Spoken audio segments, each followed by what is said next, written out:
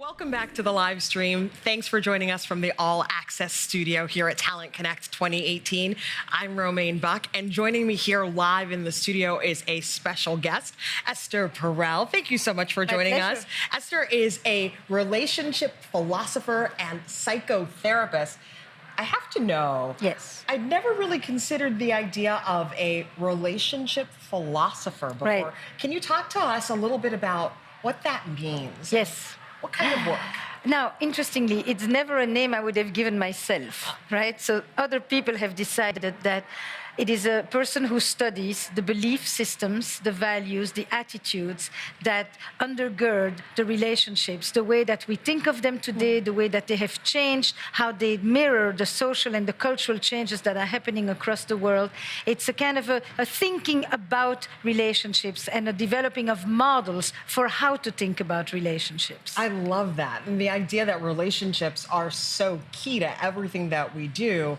Relationships matter is one of the key values we have here at LinkedIn. I would love to hear from you, Esther, about how people's relationships impact the way they show up at work and their relationships beyond just their intimate spaces. Right, great question.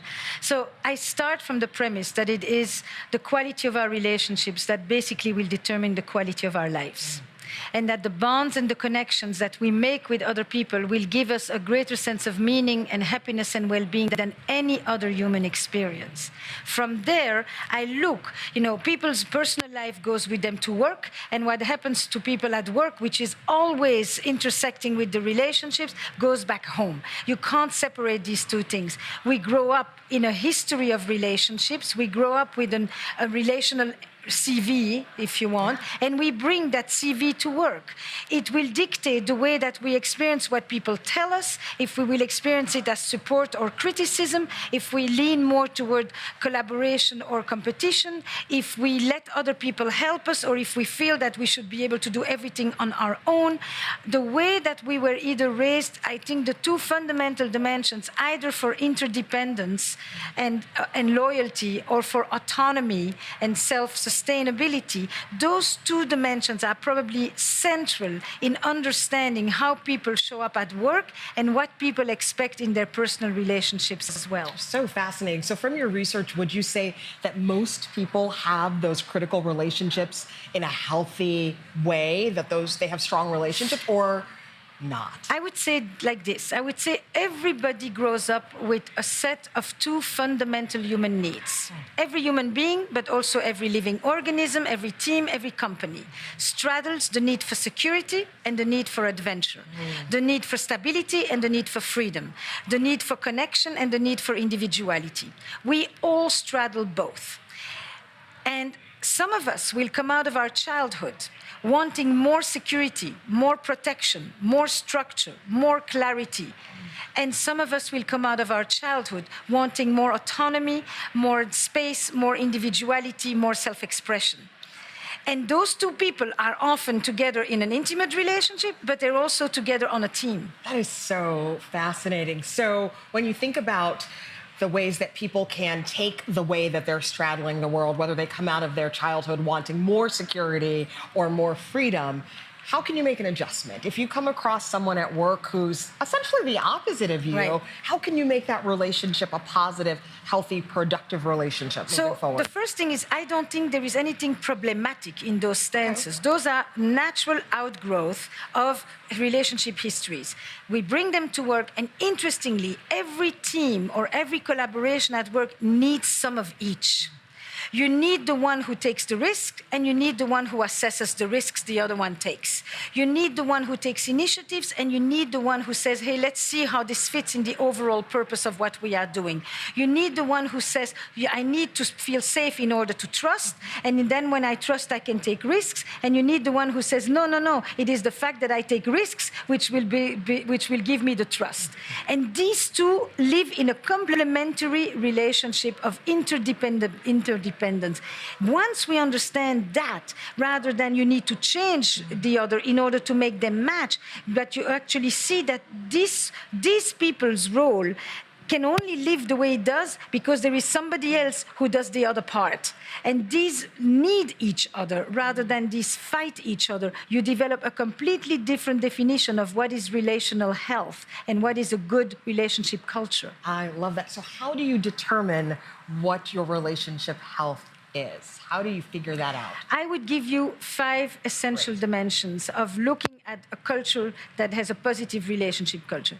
One is trust, or what other people like to call psychological safety. It is the real foundational truth to a relationship, is that you know what you can count on, you know what are the expectations, and you know that there is somebody has your back. You can go out. Now, interestingly, in the past, trust used to mean I know you for a long time and I know who you are and therefore I can trust you. In the share economy, where we share our car and our homes and our most prized assets with total strangers, trust is no longer about I know you so well. Trust has become I can give you something, I can fail, I can safely fail and come and tell you and I won't be shamed for it. And therefore I can innovate in the context of tradition. So trust, number 1. Number 2, dependability or accountability. I count on you to do what you said that you would do, that we all need to be done for the well-being of the team and the company. Number 3, clarity and structure, meaning we are clear on what is expected, what each one of us is supposed to do, how we are interrelated, and how what you do helps me do what I do, and vice versa. And the structure of expectations is clear. Number 4, communication. We talk about this well, and a healthy communication doesn't shy away from conflict or from discord or from disagreement, but it knows how to promote connection rather than destruction. And it is really, it speaks directly as is, but with care, fierce and caring at the same time. And number 5, meaning, purpose. I know why we are here.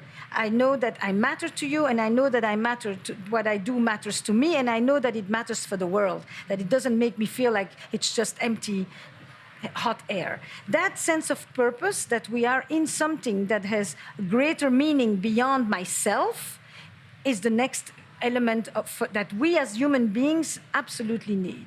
5 fantastic tips to measure your relationship health. I'm curious, how did you get into this work as a relationship philosopher?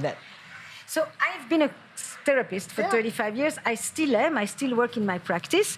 And I would say that working with couples and with families is working with relationships that are often experiencing high distress.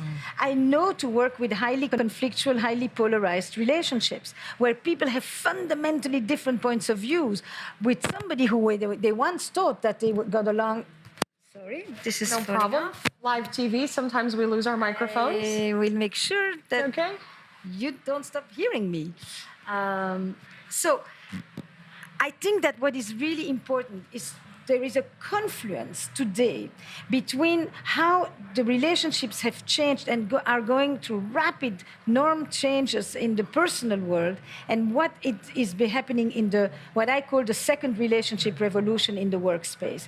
That there is a real confluence. Some major things are happening. In a nutshell, I would say we've brought market economics into the bedroom, and we talk about and we do all kinds of consumeristic behaviors in our romantic aspirations. But at the same time, we have brought the world of emotions into the workplace. And for the first time, we talk about trust, authenticity, belonging, communication, emotional intelligence, words that never were part of the speak in the business world. And relationship skills have become the new bottom line. They used to be considered soft skills. That used to mean feminine skills, and that was just kind of an aside. This important understanding that relationship skills are more important at this point. The currency around relationship matters just as much as the currency around productivity and processes, is something that I can bring as a therapist, as a relationship expert, that I've worked with. You know, it is the language I have worked and lived in for decades that I now can transfer into the workplace in a much more integrated fashion than when people used to come and say, I came to talk about my marriage, I came to talk about my manager. And Esther, we will have to leave it there. Thank you so much for joining us. Esther Perel, such a pleasure to have you with us. My pleasure.